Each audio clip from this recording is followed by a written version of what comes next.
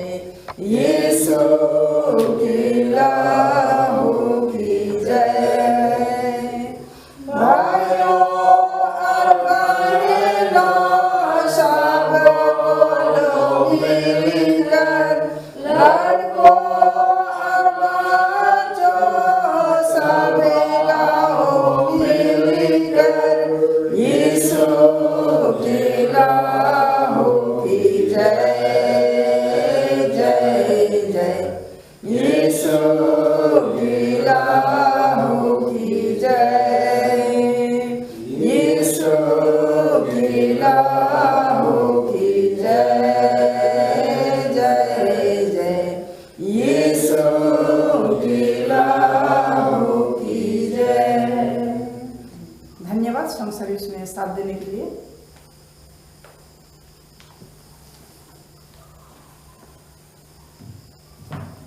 Good evening और happy साबत सभी को। गुड इवनिंग हैप्पी साबत। अगर आपके पास बाइबल है आप मेरे साथ खोल सकते हैं साम्स 90 वर्स 1 and 2।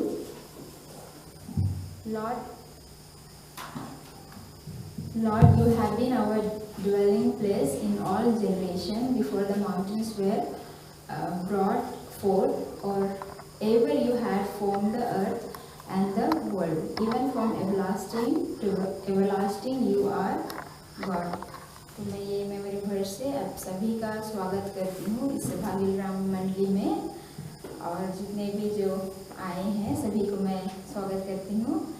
सबसे पहले मैं परमेश्वर को धन्यवाद देना चाहती हूँ जो आज उन्होंने ये दिन दिया ताकि ये शाम हम साबत की शुरुआत में हम सब आके यहाँ पे उनकी महिमा कर सके। इस सभा को आगे बढ़ाने के लिए हम गाना गाएंगे। सॉन्ग नंबर 3 पेज नंबर 2, स्वर्गीय बाप जब साबत मानता है। आइए हम खड़े हो जाएं। स्वर्गीय बाप जब साबत मानता है, स्वर्गीय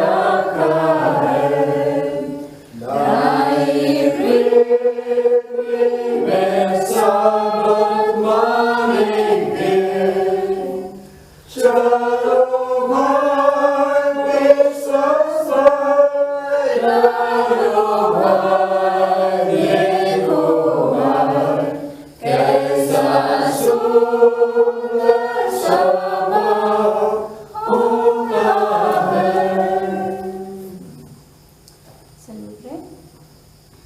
Dear Father in heaven, thank you so much for being with us throughout the week and helping us to see this Sabbath evening, Lord, as we begin our Sabbath. Please be with us as we send the message. Help us to understand and help us to utilize in our daily life and as you share with the people. And thank you for all the blessings that you have given us. Forgive all our sins and mistakes. This I pray in Jesus' name. Amen.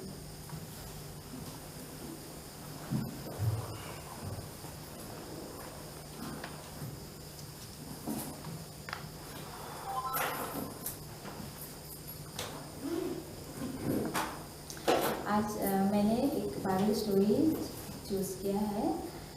वो है आप सभी को मालूम है ये Bible story बहुत ही common है, जो जेनेसिस चैप्टर 25 से लेके 33 में ये मिलता है। और जो मैंने इसका जो टॉपिक मैंने रखा है वो है so much for so little. So much for so little, इतना ज़्यादा जरा सा के लिए, शायद इतना ज़्यादा जरा सा के लिए। So much for so little. शायद आप ये टॉपिक से समझ गए होंगे किसकी कहानी मैं बताने वाली हूँ। मैं वो दो भाई के बारे में बोलना चाहूँगी जो ट्विंस थे, जो इसाक और रेबिका के जो बेटे थे, ट्विंस सन, जुड़वा बेटे एसाव और जेकब के बारे में मैं बोलना चाहती हूँ। ये स्टोरी जेनेसिस 25 से चैप्टर 33 तक है। आप इसको घर में जाके भी पढ़ सकते हैं। आपको तो आप सभी को ये स्टोरी सभी को मालूम है, ये बहुत ही कॉमन स्टोरी है। एसाव और जेकब दोनों भाई थे, दोनों ट्विंस थे, पर उनमें बहुत सारे डिफरेंसेस थे। मतलब वो लोग बिल्कुल एक दूसरे से अलग थे। इवन कि वो लोग देखने में भी अलग थे और उनका जो स्वभाव था वो भी उनका अलग था। उनका जो टैलेंट था वो भी बिल्कुल अलग था। जो उनका जन्म और जो स्वभाव में एकदम काफ़ी अंतर था उन दोनों में। जो एसाव था वो बड़ा था और वो हमेशा like he was a good Hunter. वो हमेशा बाहर रहता था या तो और वो अपने पिता का फेवरेट था। He was the favourite son of Isaac. और जो जेकब था वो माँ का लाडला था। वो हमेशा अपनी माँ के साथ रहता था और टेंट में ही वो रहता था, अपनी माँ के साथ रहता था। मतलब बहुत ही लाडला था। तो उसकी माँ जो है उसे कहानी वगैरह बताती थी परमेश्वर के बारे में, कैसे उसका पिता कैसे आए वहाँ पे। Like his mother is to tell all the stories to Jacob.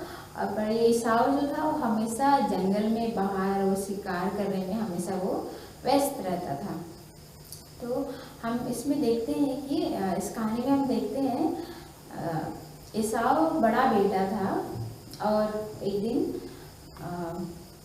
एसाव ऐसे ही वो बाहर शिकार करने के लिए गया और जब वो वापस आता है वो थका हुआ था और बहुत ही उसे भूख लग रहा था। तो फिर उसने देखा कि जेकब कुछ पका रहा है। He was cooking a lentil soup बोल सकते हैं। तो वो पका रहा था तो उसे बहुत भूख लग रहा था। तो उसने कहा कि मुझे मिलेगा थोड़ा सा खाने के लिए। फिर जेकब ने कहा, जेकब बहुत ही शांत स्वभाव का था और बहुत ही चालाक था। उसने कहा, हाँ मैं तुम्हें दूंगा खाने के लिए अगर तुम अपना बर्थ राइट मुझे सेल करोगे। तो अपना जो बर्थ राइट जो है, अपना बड़े बेटे होने का जो महत्वपूर्ण जो आशीर्वाद जो उसे मिलता है, जो प्रिविलेज बड़ा बेटा का जो मिलता है, अगर उसको सेल करोगे तो ही मैं खाने दूंगा। तो उस समय एसाव को कुछ नहीं लगा। उसे लगा कि छोटी सी बात है, बर्थ राइट दे देता हूँ मैं, इसे क्या होगा, कुछ नहीं होगा।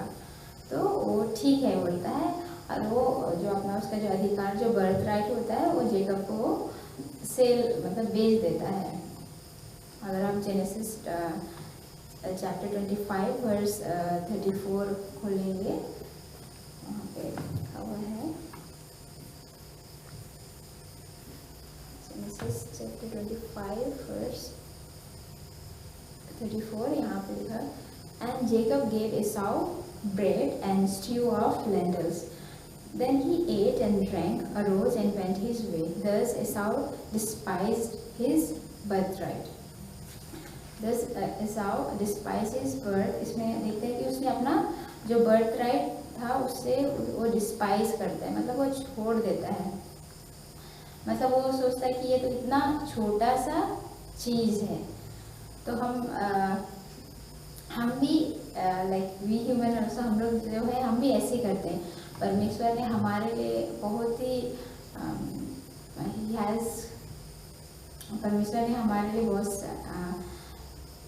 लिए बहुत ही अच्छा सोच के रखे हैं, जो परमेश्वर हमारे लिए अच्छा करना चाहते हैं। पर हम क्या करते हैं, हम परमेश्वर का जो आशीष है उसे हम नकारते हैं, उसे हम जैसे एसाव ने अपना जो उसका इतना बड़ा ब्लेसिंग था उसे उसने नकारा, मतलब डिस्पाइज किया और उसे छोड़ दिया। जस्ट क्या के लिए, उसको फिजिकल नीड जो था उसके लिए। तो वैसे ही हम क्या करते हैं, परमेश्वर के रास्ते में नहीं चलते हैं, हम we just seek for worldly pleasure and क्या बोलेंगे दुनियादारी, जो we just look for temporary comfort.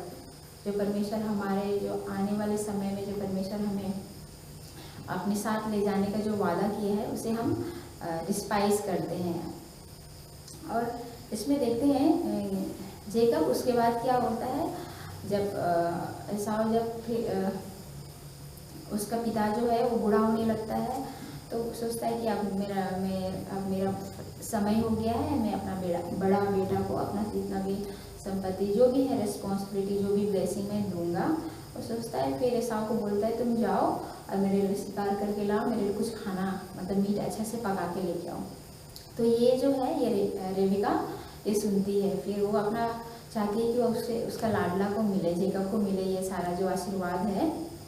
फिर वो बोलती कि तुम जाओ एक मेमना को काटो और अच्छा सा मीट पकाओ और अपना पिता के पास ले जाओ एसाव का कपड़ा पहन के, और जो उसका जो बकरी का जो खाल होता है उसे वो पहना देती थी कि एसाव बहुत हैवी था उसका बॉडी में। तो वैसे ही चाहता है, ऐसे आइजक जो है बहुत बूढ़ा हो जाता है तो उसे ठीक से दिखाई नहीं देता। वो सोचता है, पहले तो वो शक करता है, फिर जब उसे छूता है तो सोचता है कि ये एसाव है। फिर उसने सारा जो आशीर्वाद होता है, एसाव का जो आशीर्वाद होता है सारा जेकब को दे देता है। फिर जब एसाव वापस आता है तो उसे पता चलता है कि उसका भाई ने उसके साथ धोखा किया, धोखा किया उसके साथ, और वो उसका भाई को मतलब मारने में तुला हो रहता है, मतलब इतना गुस्सा हो जाता है अपने भाई से। तो उसकी माँ जो है रेबिका सुनती है, फिर जेकब को वहाँ से वो भगा देती है। तो इसमें हम देखते हैं जो ब्लेसिंग प्राप्त करने के लिए, तो जेकब का जो क्या बोलेंगे, he had a right desire but then he chose a wrong way। उसमें गलत तरीका, उसका जो सोच था, he had a right desire but then उसने गलत तरीका अपनाया। तो वैसे ही हम भी हमारे जीवन में हम भी ऐसे करते हैं कि हमारा मोटिव होता है we must never resort to ungodly means। तब इसमें हम देखते हैं कि कैसे जेकब अपनी माँ से हमेशा के लिए दूर हो जाता है, वो अपनी माँ से बिल्कुल नहीं मिलता है। और इसमें देखते हैं कि दो भाइयों के बीच में दुश्मनी भी हो जाती है, जबकि वो लोग ट्विंस होते हैं। और हम देखते हैं कि अभी ऐसे देखते हैं कि ट्विंस कभी अलग नहीं होते हैं, हमेशा साथ होते हैं, एकदम दोस्त की तरह होते हैं लोग। पर इसमें क्या हो जाता है, दोनों भाइयों के बीच में दुश्मनी हो जाता है और जेकब अपना पिता से भी और अपनी माता से भी बिल्कुल अलग हो जाता है। तो हमें कभी भी रॉन्ग वे, गलत तरीका नहीं अपनाना चाहिए। परमेश्वर का जो टाइमिंग है वो बहुत ही अद्भुत होता है। फिर हम देखते हैं कि जो सेपरेट हो जाते हैं, फिर वो वहाँ से चला जाता है, जेकब वहाँ से चला जाता है। पर God had his purpose for Jacob. इसमें हम देखते हैं कि जेकब क्या बोलते हैं उसको, हेरा फेरी करता है, he manipulate Esau, but God had purpose for Jacob. वहाँ से भाग जाता है। इसमें हम देखते हैं कि जेकब वहाँ से भाग जाता है तो अपने जीवन में वो बहुत कुछ सेक्रीफाई करता है। उसके लाइफ में बहुत सारा स्ट्रगल आता है, प्रॉब्लम्स आते हैं। जब वो शादी किया उसमें भी उसने प्रॉब्लम, उसे भी उस समय उसे धोखा मिला जैसे उसने अपने भाई को दिया, तो उसके लाइफ में भी बहुत सारा प्रॉब्लम आता है। उससे जेकब बहुत कुछ सीखता है। तो इसमें हम देखते हैं कि जो गॉड का जो चॉइस होता है, टाइमिंग होता है, बिल्कुल अलग है। एसाउ जो था वो बड़ा था, उसे सारा ब्लेसिंग मिलना था, पर उसे वो ब्लेसिंग्स नहीं मिलता है। सब ब्लेसिंग जाके जेकब को मिलता है। तो अनलाइकली समटाइम गॉड ही चूजेस क्या बोलेंगे, यंगर या बोलेंगे लेस क्वालिफाइड लोगों को भी चुनते हैं।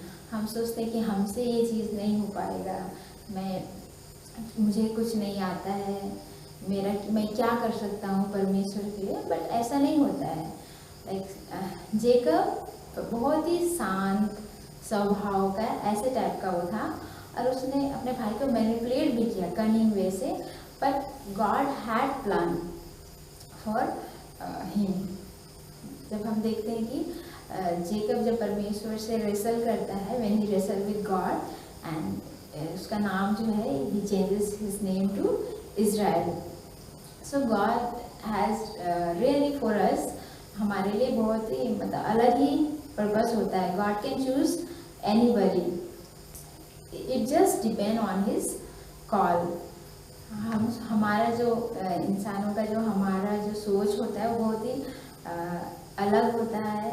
हम सोचते हैं वो बड़ा है तो उसको सब कुछ मिलना चाहिए, उसे ज़्यादा बुद्धि है, we just go for cultural tradition, but then God chose Jacob as his own.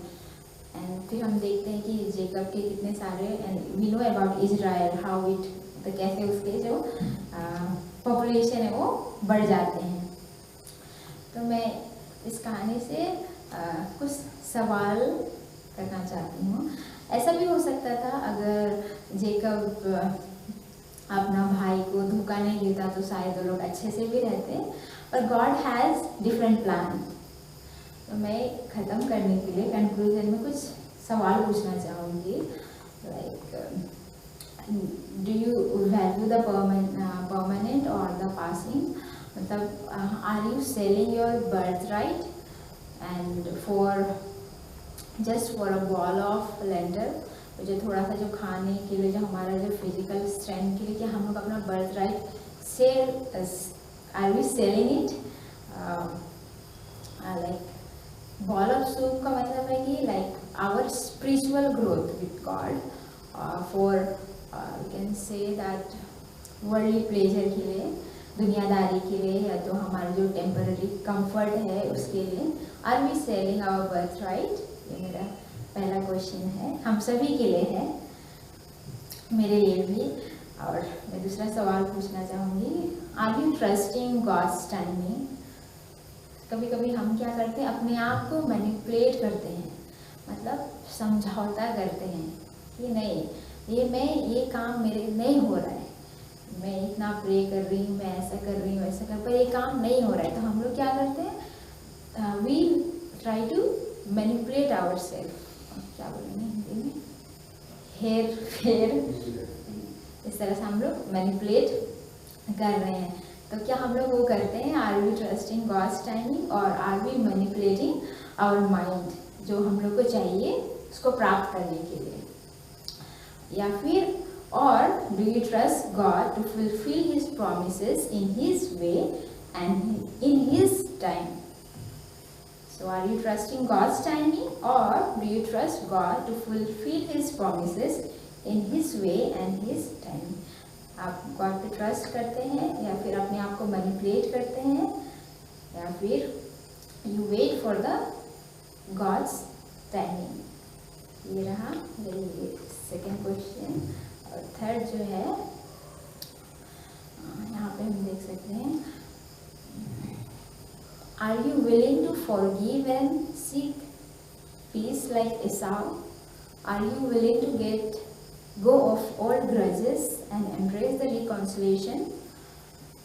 Are we willing to forgive and seek peace? क्या हम एसाव की तरह, जब ये कहानी हम जब लास्ट में हम एंडिंग में देखते हैं कि कैसे एसाव भाग के अपने जेकब को मिलने के लिए आता है, उसे गले लगाता है, उसे किस करता है, इतना दिनों के बाद उसका भाई से मिलता है। तो are we willing to do that? Are we willing to forgive and seek peace like Esau? तो ये जो और एंड इम्प्रेस रिकॉन्सिलेशन, और एक दूसरे से मेल मिलाप करने के लिए क्या हम रेडी हैं? जो हमारा जो पुराना जो भी है गिला शिकवा, उसे भुला के आगे ज़िंदगी में आगे बढ़ने के लिए साथ मेल मिलाप में। तो ये रहा मेरा 3 सवाल, ये हम सभी के लिए है। इसमें हम देखते हैं, यहाँ पे हम ये कहानी से हम ये भी देख सकते हैं, like it teaches the powerful of forgiveness and possibility of peace even after deep injury. It shows God's own grace and forgiveness reconciling us to Himself. परमेश्वर ने भी ये कहानी से हम देखते हैं कि कैसे एक दूसरे को हम क्षमा कर सकते हैं, और even God also, He has forgave our sin, and we should also reconcile ourselves with Him, with God, and we should forgive to each other. ये बहुत ही सुंदर कहानी है, मुझे तो ये कहानी बहुत पसंद है। जब मैं बच्चों का जो क्लास लेती हूँ उसमें मैं ये कहानी बहुत सुनाती हूँ, उनको बहुत मुझे पसंद है। इसमें देखते हैं, इसमें बहुत कुछ है सीखने के लिए, कैसे परमेश्वर ने जेकब के जीवन में काम किया। ईसाऊ जो मारने वाला था अपना भाई को, उसने माफ़ किया अपने भाई को। परमेश्वर God's grace alone is enough for us, and और जो गॉड का पर्पस है वो बहुत ही अद्भुत होता है। He can choose less qualified also. So परमेश्वर आप सभी को आशीष दे। It is a timeless reminder that इस कहानी में देख सकते हैं कि how Esau he was impulsive, and Jacob how he manipulated his brother. परमेश्वर आप सभी को आशीष दे इस छोटी सी वचन में। और ये जो सवाल मैंने पूछा, ये आइए हम सब अपने आप को पूछे ये सवाल। परमेश्वर आप सभी को आशीष दे।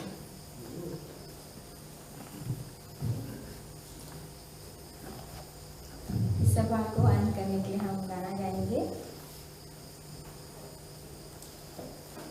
सॉन्ग नंबर 58, सब कुछ तुम त्यागो पर बाइबल ना छोड़ो।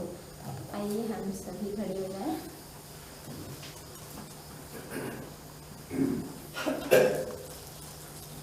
कृपया शुरू कर दीजिए।